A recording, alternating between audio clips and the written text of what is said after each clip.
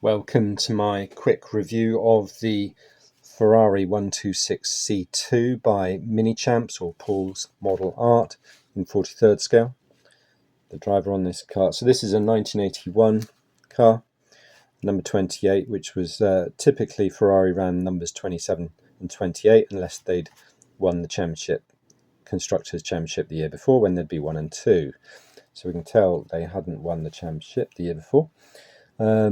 So very traditional, important numbers if you're into your Formula One history. So, okay, like I say, in Minichamps, I'm doing a series on some Formula One cars in my collection.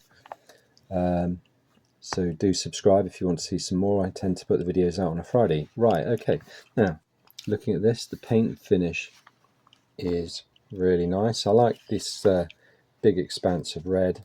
Ferrari have done their livery very nicely, which is just really a red with a lower belt of grey or black, and then a smattering of sponsor logos, so particularly along the bottom. That's quite a common thing with the Ferraris there.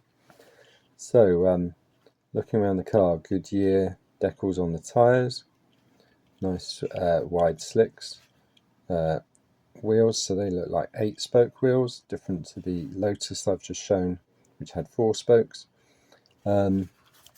This roll hoop is not chrome, which makes sense, because why would you chrome it or have it in stainless? Because of course mild steel will be the better option, or some kind of higher strength alloy of steel, alloy of iron, steel being an alloy of iron.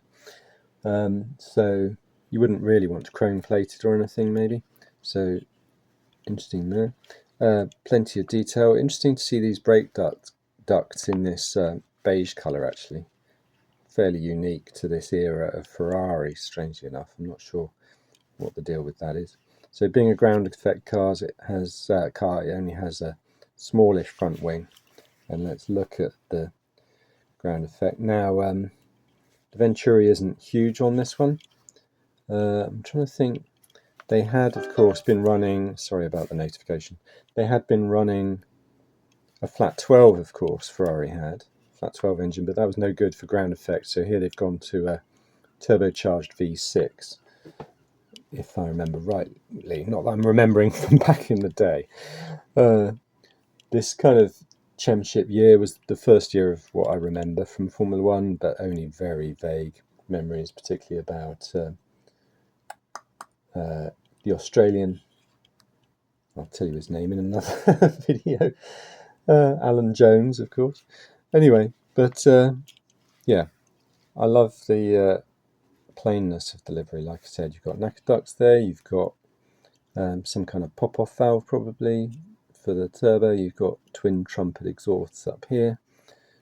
Good amount of detail on the suspension. Let's look around the back. Okay, yeah, rain light popped in there, and very different wing structure to the Lotus, and they were very keen on getting the wing right out the back there, which is interesting. Let's look forward into the engine bay. Yeah, you've got some detail in there, some red. I'm not sure what that red would be at the top. I guess it's to do with the airbox, because no doubt the induction was through the top middle of the V, and the exhaust, goodness, hard to say, because the exhausts are coming from there. I mean, you have a huge fuel tank from there to there, and then the engine is probably smaller than the fuel tank, I guess, which is interesting. So anyway, like I said, Didier Pironi. I think the other driver this year was Gilles Villeneuve, and yeah, who obviously maybe died in a 126. I'm not sure, to be honest. I think that's correct. Right, okay, let's just look around the other side. So you've got an interesting blue on the windscreen. A lot of the cars this era wouldn't have had windscreens at all, so it's interesting they chose to do that, just to fair in the driver a bit more. Yeah, great decals, lovely model. So like I say, I'm doing a little series on the Formula One cars. I've got another two 1980 sorry, 1981 series cars. So do subscribe, and you'll hear from me again. So I've got reviews of 12th, 18th, 43rd, 64th, a lot of HPI and a lot of Spark. Okay, so thanks for watching. Take care.